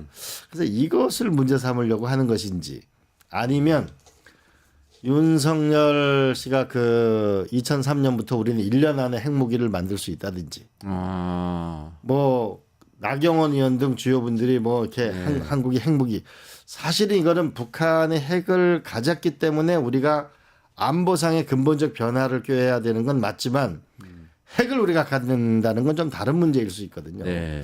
그런 것들이 불안한 이 핵과 관련된 어떤 중대한 정책적인 변화이거나 또는 위험하게 본 것인지 아니면 구테타 상황에 한국이 한미동맹을 기본적으로 균열이 가게 했다라고 보는 것인지는 조금 더 지켜봐야 되겠습니다만 2달 동안 모르고 있었다는 것 자체는 먼저 한국 외교에 빨간불이 켜지고 있다 이렇게 봐야 되겠죠. 그러네요. 파급력이 큰 겁니까? 민감국가로 지정되면? 민감국가로 지정이 되면 이제 사실은 4월 15일부터 발효인데 네. 이제 노력을 어떻게 하느냐에 달려 있겠는 사실은 중요한 과학자들이 올 때마다 또 우리가 중요한 과학자들이 가서 상당 기간 연구 협력을 하게 되는데 네. 제약을 받게 되죠 이제. 아무래도 이제 사전 신고해야 되고 또 컴퓨터나 중요한 자료를 가져온다거나 이런 부분에서 제약이 있게 될 텐데 그런 부분이 이런 일 자체가 새로운 트럼프 행정부가 들어서 4월 2일 날 이제 관세 문제가 곧 생길 텐데 이런 민감국가까지 같이 걸리면은 우리가 점점 더 어려워지잖아요. 우리가 왜냐하면 협상해야 될 내용이 많아지는 거니까. 그러네요. 부담이 커지는 것이죠. 민감국가 해제해달라는 요청까지도 우리가 해야 되는 이런 그렇죠. 상황이 된다. 그러니까 절대로 미국은 우리를 기다려주지 않거든요. 그러니까 빨리 이게 탄핵이 인용돼야 민주주의 국가라는 건 선출된 권력. 그게 바로 국민이 주인 되는 나라잖아요. 네. 선출된 권력을 빨리 만들 수 있도록 탄핵 인용이 빨리 되는 것이 저는 국제사회가 그래야 한국을 인정할 거란 말이죠. 지금은 그래도 어쨌든 최상목 권한대행이 대응을 해야 되는 거 아닙니까 당장은? 그렇죠. 예. 일단 그럼 어쨌든 탄핵 빨리 인용돼야 되고 그러면 2달 지나서 또 대선으로 새로운 대통령이 선출돼야 되겠지만 그 기간 동안은 어떻게 해야 됩니까? 두 가지라고 보는데 하나는 결국은 이번에도 연합뉴스나 뭐 한겨레나 이걸 알게 된 건데 미국 조야의 우리 언론의 촉수, 미국 국회의원들의 움직임을 알 수 있도록 미국의 우리가 백악관 출입 기자가 우리나라가 잘 없거든요. 네. 미국 NHK나 이런 그 백악관 출입 기자들 이것을 출입 기자나 주요 기관의 출입 기자가 있을 수 있도록 그런 국가가 지원해 주는 시스템이 저는 필요하다고 봐지고요. 그러면 언론에서 촉수가 생기는 거고 또 미국 국회의원들이 움직일 수 있도록 한미위원 연맹의 워싱턴 사무소를 빨리 가동시키는 것이 하나가 필요해 보이고요. 네. 두 번째로는 최상목 그 우리 대행은 경제 분야였잖아요. 그러면은 외교 분야하고 둘이 산자부 주로 이렇게 그 관사나 이런 협상을 했던 통상협상 그런 부분에서 전직 장관들의 모임을 외교부 장관들 모임을 해서 지금은 어쨌든 권한 대행이니까 모임을 해서 우리가 예상되는 리스트를 빨리 만들고 그거를 여야 국회의원들한테 빨리 보내고 그래서 어디에 문제가 있을 수 있고 어디에 버틀럭이 있다라고 하는 부분들을 빨리빨리 위험을 감지할 수 있는 시스템을 만드는 게 저는 제일 중요하다. 위험 감지 시스템을 만들자. 중요한 말씀이시네요. 지금 또 속보가 들어온 모양인데요. 헌법재판소에서 오늘은 윤석열 씨 탄핵 심판 선고 기일을 지정하지 않겠다고 했다고 합니다. 발표하지 않겠다고 했으니까 아마 내일이라도 발표하지 않을까 기대를 해보는데 어쨌든 좀 늦춰지는 것 같습니다.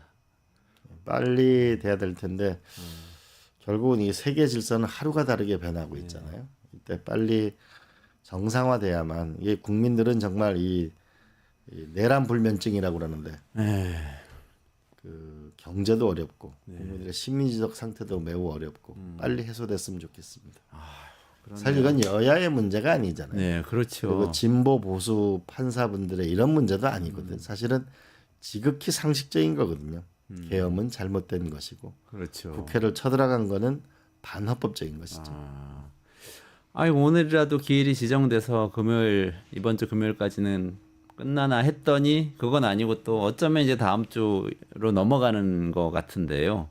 그러면 우리 이런 지금 말씀하시고 계신 외교적인 문제들이 더 커질 수도 있고 아니면 또 어떤 면에서는 빨리 말씀하신 대로 지금 뭐 최상목 대 혼자서 뭐 해보려고 잘 되지도 않았는데 할 게 아니고 국회와 또 다른 그 외교나 통상 전문가들하고 손을 잡고 뭔가 대응할 수 있는 시스템을 빨리 만들어 놓는 것도 방법이겠네요. 그리고 지금 최상목 대행을 다른 나라 정부가 만나주질 않을 거 아니에요. 미국 정부가. 그러면은 위험 감저 시스템 하나는 언론이고 하나는 전직 장관들이나 전직 또 하나는 그 국회의원들 네네. 미국 국회의원들의 움직임을 감지 시스템을 만들고 여야 국회의원들한테 빨리 알려주는 거라고 저는 중요하다고 봅니다. 국회하고 협치를 하는 게 굉장히 중요하겠네요.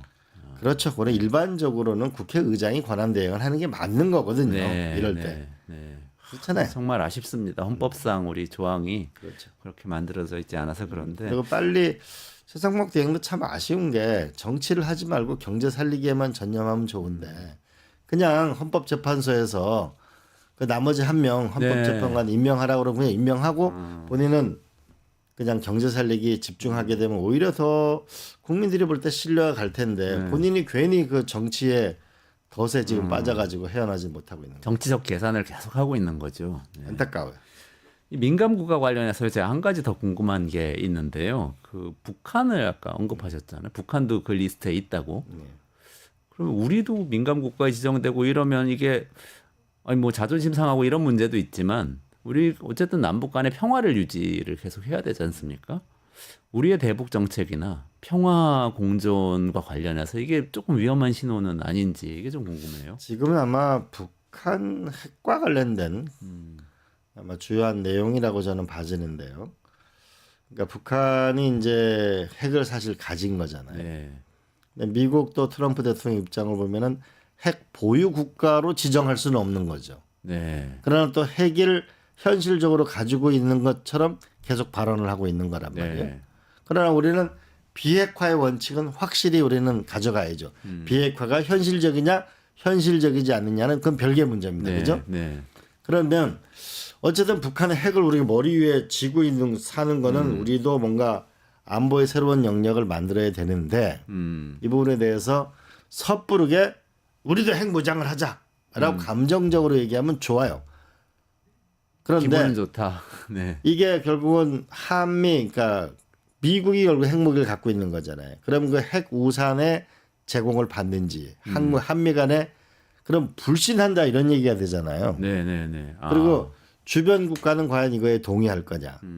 그러면 당장 한국 보고 만들려면 또 만들 수 있냐. 당장 그것도 아니거든요. 우리 만들 수 있습니까? 진짜 어느 정도 수준이 됩니까? 우리 기술이?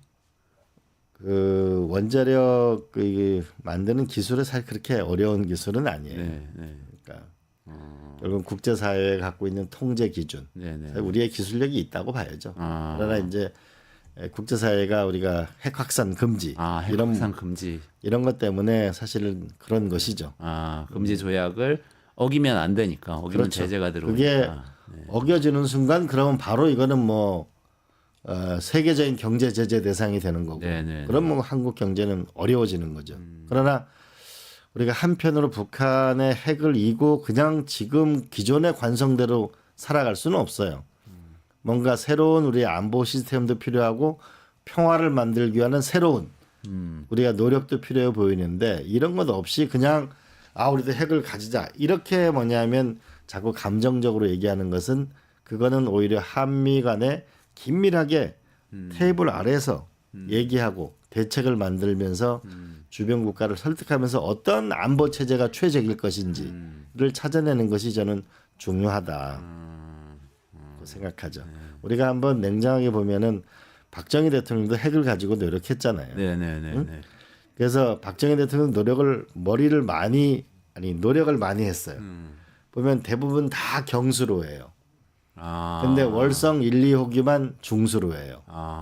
그러니까 월성 1, 2호고 중수로에서만은 이 플루토늄이 뭐냐면 우리가 소위 말하면 농축 우라늄을 만들어낼 수 있어요. 그러니까 농축 우라늄이 있어야 그렇죠. 핵무기를 만들 수 있는 그렇죠. 거고. 그럼 경수로부터 나온 경수로는 되지 않아요. 경수로는 발전까지만 할 수가 있는 것이고. 그래서 그러면은 우리는 그 중수로 이걸 하나 만들었던 거는 아마 박정희 대통령 나름 계산이 있었던 것 같아요. 그래서 우리 박정희 대통령과 관련돼서 소위 미국과 핵과 관련된 긴장과 마찰이 있었다 이런 얘기 과거에 있었잖아요. 네.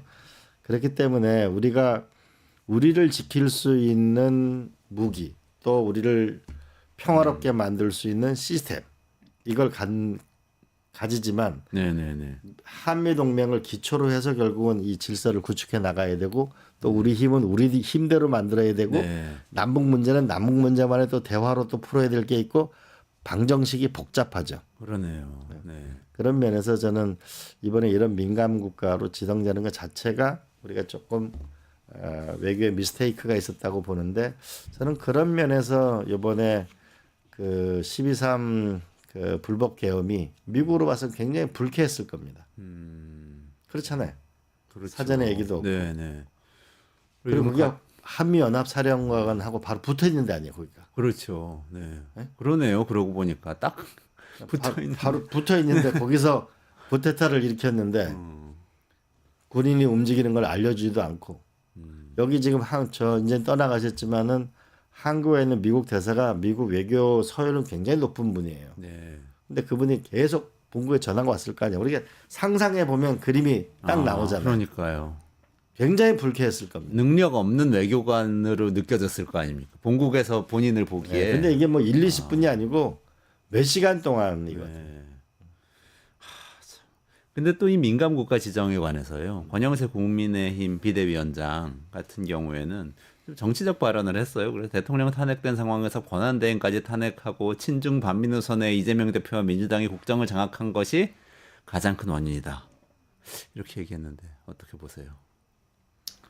이건 바이든 대통령 시절에 민간 국가 지정한 거라고 네. 얘기했잖아요. 네네네. 조금 그 권영세 의원도 주중 대사를 지낸 분이 아니에요. 그죠? 이재명 대표는 주중 대사 지낸 적 없잖아요. 그렇죠. 친중 인사는 본인이 더 친중 인사지. 그러네요. 왜들 이러는지 모르겠어요. 이게 우리가 트럼프 대통령 앞에 젤린스키 그 영상을 보면 두려움이 없어요? 그 트럼프 대통령하고 우리 프랑스 대통령하고의 가시도친 설전을 보면은 느끼는 게 없어요? 우리가 지금 얼마나 위험한 상황에 처해 있는지 두렵지 않아요? 나는 정치가 정권을 잡으면 뭐해요? 나라가 위태로우면 아무 의미 없는 건데 조금 더 우리가 애국심을 가지고 정치를 했으면 좋겠어요. 정말 촌철살인이시네요. 주중대사 출신이 더 친중 아니냐 이런 말씀은 분명히 중국에 아는 분들은 더 많으실 것 같아요. 그럼에도 불구하고 이제 정권을 장악하게 해야 되겠다는 그런 생각 때문에 이제 아마 이런 왜곡이 나오는 것 같습니다. 정치 현안 얘기를 조금 넘어가서 여쭤봐도 네네. 될까요? 네. 여당, 그러니까 국민의힘은 계속해서 이재명 대표에 대한 공격을 하고 있는데 그 나경원 의원 같은 경우 요즘 점점 목소리가 높아지셔서 언론에 노출 많이 되시는 것 같은데 또 많은 분들이 아니 저분이 저렇게까지 강경한 발언을 하시는 분이었나 이런 또 우려를 하는 분들도 많으신 것 같아요. 최근에는 이재명 테러 위협이라는 것이 자작극인 것 같다 이런 얘기를 또 했는데요. 어떻게 보세요? 이런 발언은 어떻게 봐야 되나요? 정치권에 오래 계셨으니까. 그 불법 계엄에 대해서 탄핵을 반대하는데 상당히 앞장서시고 근자에는 이재명 대표한테 이런 얘기를 보면서 하나 드는 생각이 이제 탄핵을 반대하는 그쪽 편에 서서 표를 얻는 정치를 하려고 하는구나. 역사의 전 반대편에 서서. 왜 정치를 저렇게 할까? 이런 생각이 들면서도 한편으로는 지금 자영업이 20%가 문을 닫았는데 국민들의 이재명 대표의 이렇게 얘기할 일이 아니고 국민들의 피눈물 흘리는 게 지금 들리지 않나요? 지금 4월 1일 날 관세가 어떻게 될 건지 대한민국 모든 수출 기업이 지금 다 떨고 있잖아요. 그렇죠. 이때 이런 목소리를 내주기를 기업인들은 바라고 있지 않을까요? 환율이 지금 1,500원대 있으면 수출 기업들은 초비상이잖아요. 이 문제를 어떻게 할 건지 이런 목소리들을 국민들은 기대하지 않을까요? 국민들은 정권이 어디로 가든지 그보다 더 중요한 거는 이 국민들의 경제적 삶을 지키는 목소리들이 정치인들이 내줘야 그래도 힘들게 하루하루 살아가는 국민들에 대한 도리 아닐까. 저는 국민들은 지금 살기 어렵다고 호소하고 있는데 전혀 다른 목소리를 내는 이 정치인들을 어떻게 생각할까? 가슴 아프게 생각해요. 근데 저는 뭐 잘은 모릅니다만 정치권 안에 있으면 국회 안에 있으면은 이렇게 또 어떤 진실이나 이런 것과는 관계없이 본인이 막 목청 높여서 뭔가 얘기해야 되는 그런 일들이 생기는가 보죠. 참 여의도 정치에서 이게 신사를 기대하기엔 참 쉽지 않아요. 응? 근데 괴물이 될서는 안 되잖아요. 응?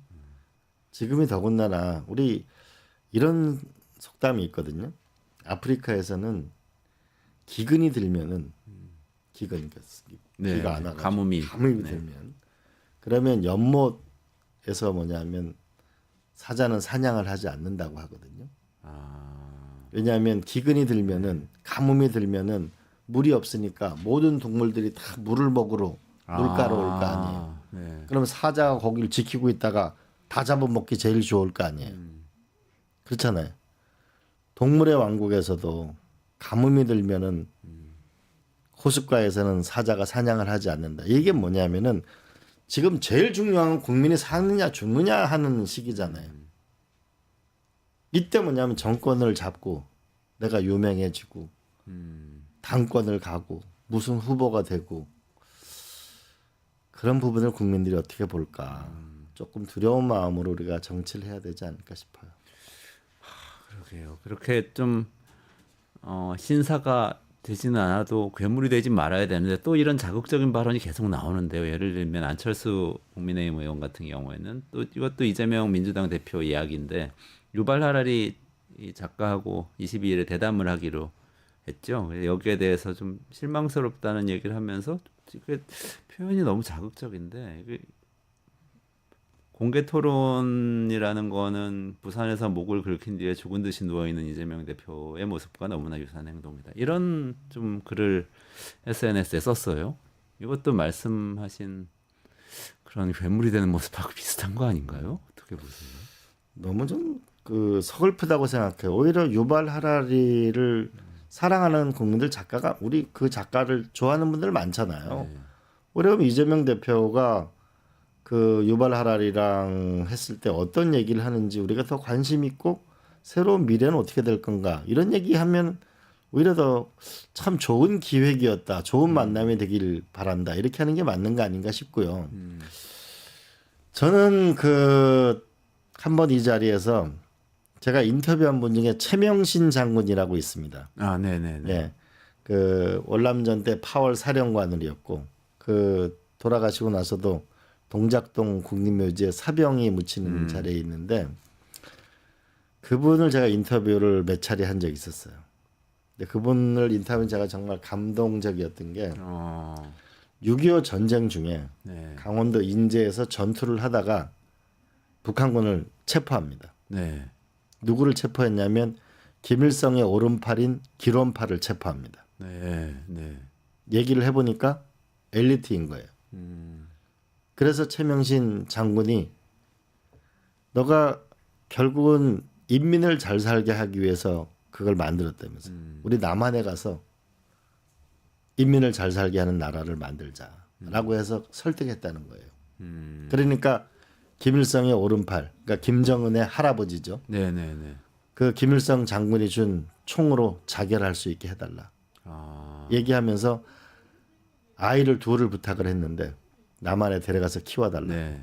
그래서 좀 있으면 자결을 했고 그 다음에 부하들과 함께 그 무덤을 만들어주고 받들어 총을 하면서 적장이지만 네. 우리가 대우를 해줘야 된다. 그리고 두 아이를 데리고 왔는데 여자아이 하나는 죽고 남자는 하나 데리고 와서 살려서 그 사람을 그 나중에 보면 서울대학교까지 다 학교를까지 마치게 해드렸는데 저는 그 얘기를 들으면서 정말 가슴이 뜨거웠어요.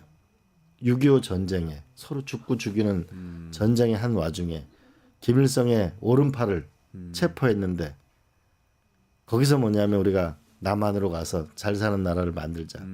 인터뷰를 해보니까 지식인이고 그런 담대함이 있잖아요. 네, 네. 응? 네. 그리고 우리가 지금 여야가 원수가 아니잖아요. 네. 지금 대한민국이 지금 심각한 상황에 와 있잖아요. 쿠데타로 인해 가지고 여행하는 것도 지금 뭐냐면은 제한을 받고 네, 있죠. 네. 주식시장에서 250조가 빠져나가 버렸죠. 지금 민간 국가 되고 있죠. 4월 2일은 관세 문제가 어떻게 될 건가 지금 초미에 있는데 어떻게 보면 이런 절박한 시간에 좀 더 우리가 대한민국을 사랑하자는 목소리를 내고 서로 힘을 모으자고 얘기하고 이래야 우리가 국민들이 믿고 살아갈 수 있는 거 아닐까요? 왜 이렇게 가슴이 작은가 그런 생각이 들어요. 그게 혹시 이제 지금의 집권 여당 국민의힘 같은 경우에는 이게 이 윤석열 씨가 국민의힘의 대통령 후보로서 대통령이 됐는데 뭐 통치도 잘 못했지만 또 비상계엄까지 선포하는 바람에 이게 내란 범이 되고 이러면 이거 여기서 더 밀리면 우린 당 자체가 죽는다 이런 생각을 해서 막 일종의 공지에 빠진 쥐가 고양이 물듯이 막 덤비는 이런 느낌인 건 혹시 아닐까요? 지금 국민의힘은 개헌 문제에 대해서 저는 정말 석고대죄해야 될 거잖아요. 네. 오늘도 보면은 김성훈 그 경호처장 구속되잖아요. 검찰에 의해서. 네. 윤석열 대통령 수십 년 동안 몸담았던 그 조직에 의해서 구속되는 거는 지금 범죄를 저질렀다는 거 아니에요? 그렇잖아요. 그럼 국민의힘이 계엄에 대해서 사과하고 헌재 결과에 대해서 승복한다고 확실하게 얘기를 하고 그래야 되는 거지. 미래 권력이 안 보이잖아요, 지금. 네. 국민들이 뭐냐면 국민의힘에 권력을 줄 리가 없죠. 반성도 하지 않고 미래 권력이 안 보이니까 이건 권력 중독증에 걸린 거죠. 지금은 오히려 누구를 지금 야당 탓을 하고 미워하고 이럴 일이 아니고 잘못했고 우리가 더 잘하려면 근본적으로 우리가 변해서 어떻게 나라 경제에 도움이 되겠다 이런 말을 하는 게 국민들에게 좀 더 다가가지 않을까요? 그럴까요? 정말 안타깝습니다.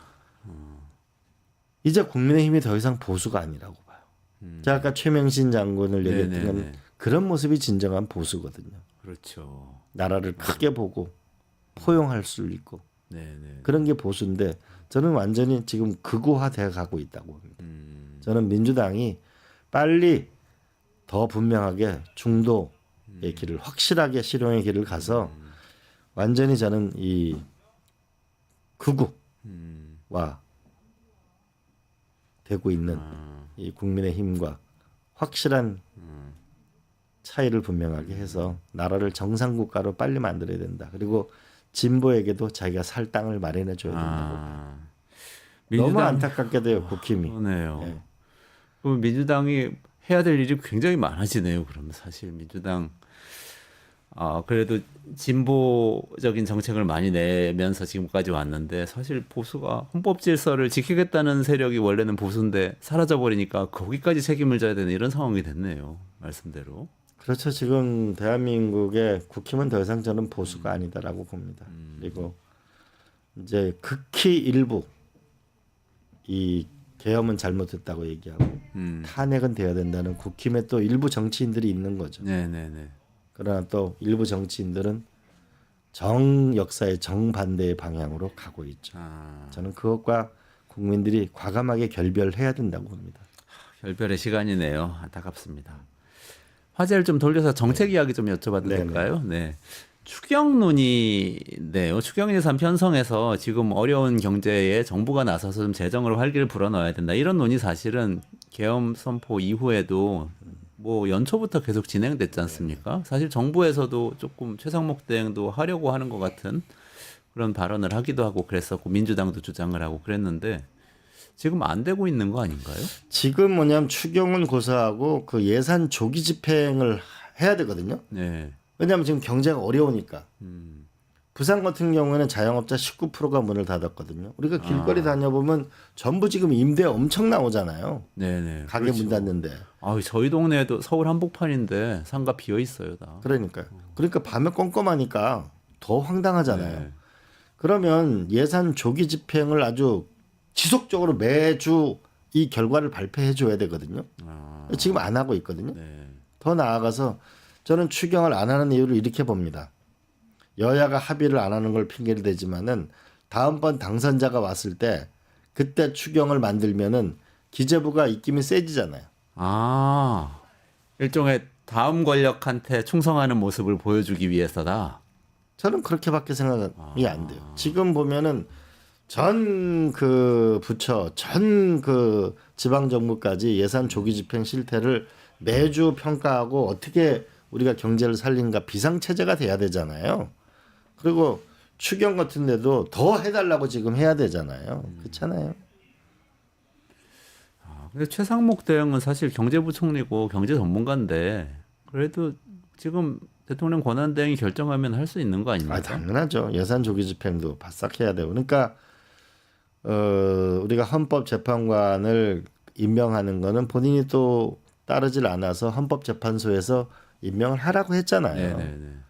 헌법재판소는 이 최상목 권한대행은 행정부의 일원이에요.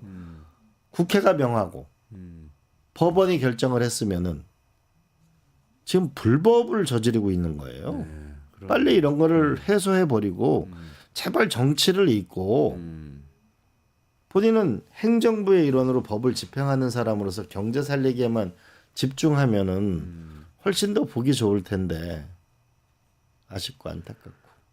지금 오늘 하신 말씀 중에 이게 제일 인상적이네요. 최상목 대행이 너무 정치를 하고 있다. 이 말씀이세요, 지금? 경제를 안 챙기고 오히려? 저는 지금 정치를 하고 있다고 보죠. 왜냐하면 국회가 결정을 했고 헌법재판소 결정을 낸 그 법원을 따라야죠. 그렇잖아요. 지금 윤석열 대통령이 법원 영장이 떨어졌음에도 불구하고 거기에 불응하거나 그런 거하고 무슨 차이가 있어요? 그러네요. 그러니까 헌법재판소에서 예를 들면 뭐 마은혁 재판관을 임명을 해야 된다고 얘기를 하면 사실은 국회는 삼권 분립해서 국회는 법을 만들고 이 법원은 그 법이 실제로 어떻게 적용되는지에서 결정을 해주고 행정부 집행하는 역할인 거죠. 이런 거잖아요. 마은혁 재판관을 임명해야 된다.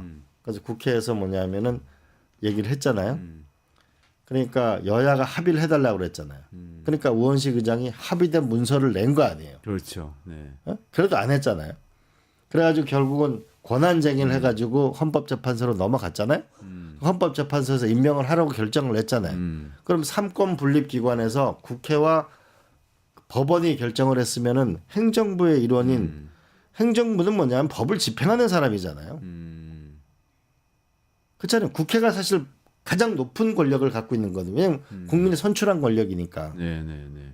그러면 삼권분 두 개의 기관에서 뭐냐면은 이거를 집행하라고 하는 이걸 안 하고 있으면 법을 어기고 있는 거죠. 그러네요. 차라리 빨리 이걸 정치적인 일을 하지 말고 빨리 임명하고 경제 살리기에 집중하는 모습을 보이면은 좀 더 안심하지 않을까요? 추경은 또 제대로 안 하고 있고 그 와중에 또 기재부 안에선 관료들이 아까 말씀하신 대로 다음 대통령한테 줄 카드를 가지고 있으니까 이거 좀 아껴놓자 이렇게 돼버리는 정말 다 자기 살려고 일을 하는 아주 이 꼴불견인 모양새가 되고 있는 것 같아서 너무 안타깝습니다. 그래서 결국은 첫째도 경제고 둘째도 경제고 셋째도 경제예요. 거기에 국회는 국회대로 정부는 정부대로 총력을 기울여야 그래도 사실 이 위기를 넘길까 말까 하잖아요. 올해 경제 성장률 1% 넘기기 쉽지 않습니다. 네. 좀 더 마음을 달리 먹고 전념해 주기를 바랍니다. 이런 와중에 또 오세훈 서울시장이 그 정책을 발표했다가 물린 케이스가 나와서 이것도 좀 마지막으로 여쭤보고 싶은데요. 토허제죠. 토지거래 허가구역을 강남 일대에 그 원래 토지거래 허가제가 도입돼 있었는데 지역 일부를 해제했다가 다시 한 달 만에 다시 재지정하는 그런 일이 있었고 또 유승민 전 의원은 같은 국민의힘 소속인데 또 여기에 대해서 굉장히 비판을 하기도 하고 또 한 달 사이에 또 강남 집값은 굉장히 많이 오르기도 했고 이런 상황입니다. 정책 전문가로서 어떻게 보십니까? 이것의 교훈은 지도자의 말 한마디, 지도자의 정책 하나가 얼마나 중요하고 고통에 빠뜨리는지를 단적으로 보여주는 사건이라고 봐요. 토지거래 허가제를 푸는 순간 폭등해버리고 네. 그게 서울 전역으로 확대되니까 그걸 다시 또 재지정을 한단 말이에요. 잘못됐다는 걸 스스로 인정하는 거 아니에요. 정책이 얼마나 중요한가. 하물며 국가를 계엄 상태로 불법 계엄 상태로 만든 게 얼마나 큰 국가 리스크를 가져오고 있는 거예요. 그래서 지도자는 이제 우리가 회사의 한 간부를 임명할 때도 얼마나 많이 검증을 합니까? 대한민국 대통령이라는 자리 1년에 700조를 쓰는 예산을 다루는 대통령이잖아요. 네. 이제 정말 일을 할 수 있는 사람, 검증된 사람 그런 사람을 만들어야만 우리가 대한민국이 정상화된다. 이게 결국은 대통령 선거가 만약 오세훈 시장한테 없으면 이런 일을 했겠어요? 대권 욕심에 그런 것이다. 저는 뭐 그런 얘기로 제가 제 입으로 하고 싶은 생각은 없고요. 근데 결국은 국민들이 킹메이커잖아요. 그럼 국민들이 무엇을 바라는가? 제발 이 어려움이 빠진 대한민국의 경제와 외교의 부분에 진실된 모습을 보이라는 거 아니에요. 능력 있는 모습을 보여주면 자연스럽게 알아서 국민들이 판단해 주지 않을까요? 이런 토지거래 허가제 이거 해서 폭등하게 만들고 다시 그걸 또 재지정하고 이거를 국민들이 어떻게 보겠어요? 그들은 과연 정치인은 우리의 편인가? 이렇게 생각하지 않을까요? 그렇죠. 그리고 이렇게 왔다 갔다 하는 거는 정말 좀 시장에서 실제 뭐 집을 사려고 하시는 분이나 아니 팔려고 하는 분들한테는 굉장히 황당한 일이죠, 사실. 그러니까 정책에서 제일 중요한 거는 예측 가능성이잖아요. 그렇죠. 네. 예측 가능성이 없으면 그건 불안해질 수밖에 없는 거잖아요.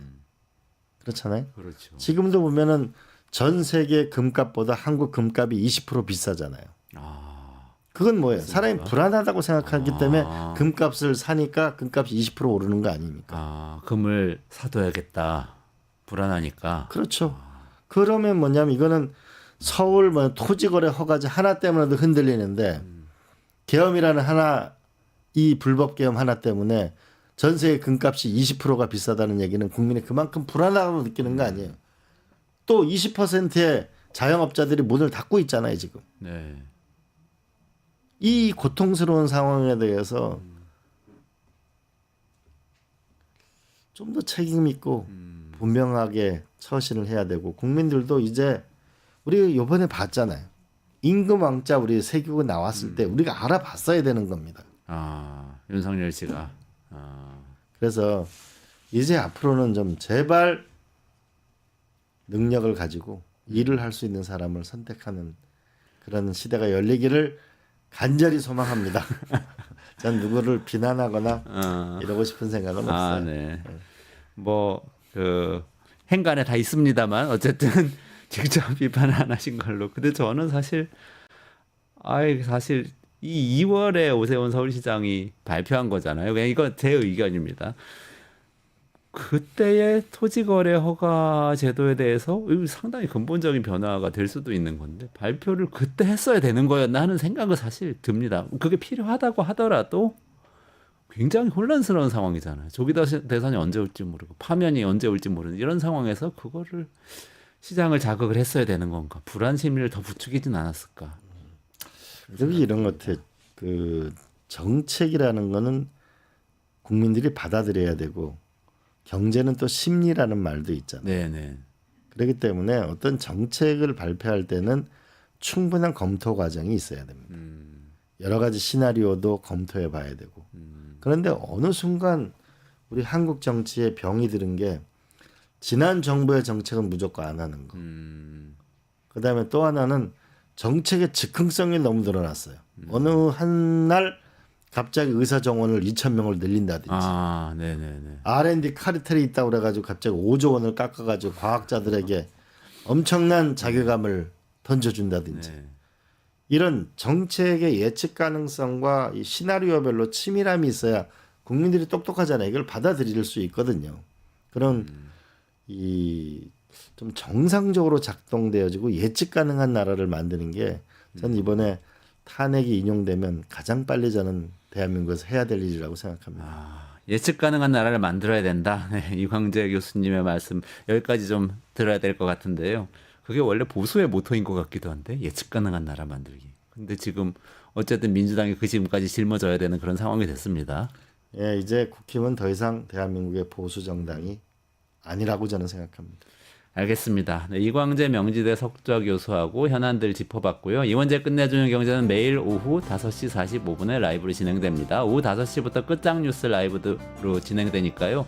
5시부터 매일 접속해 주시고 내일도 저는 오후 5시에 찾아뵙기로 하고요. 이광재 교수하고 같이 인사드리면서 여기서 물러가도록 하겠습니다. 고맙습니다. 맞습니다.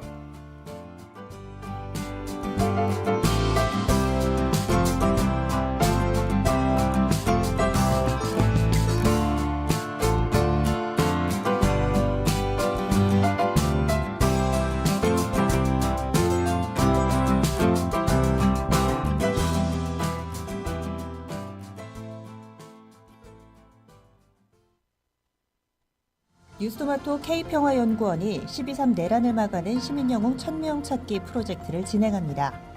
비상계엄 선포 이후 국회, 광화문, 남태령, 한남동 본관, 헌법재판소 등지에서 내란을 막고 탄핵소추를 이뤄낸 시민영웅 1000명을 찾아내 대한민국 민주주의의 역사로 기록하고 시상의 본보기로 삼음으로써 민주주의를 더 널리 확산하기 위한 프로젝트입니다. 이 과정에 직접 참여했거나 참여자를 추천해 주실 분들은 우측 제보하기 QR코드나 아래 메일로 추천 및 제보해 주세요. 민주시민 여러분의 많은 참여 바랍니다. 뉴스토마토 K평화연구원과 함께 해주실 분들의 추천 제보 및 후원을 기다립니다.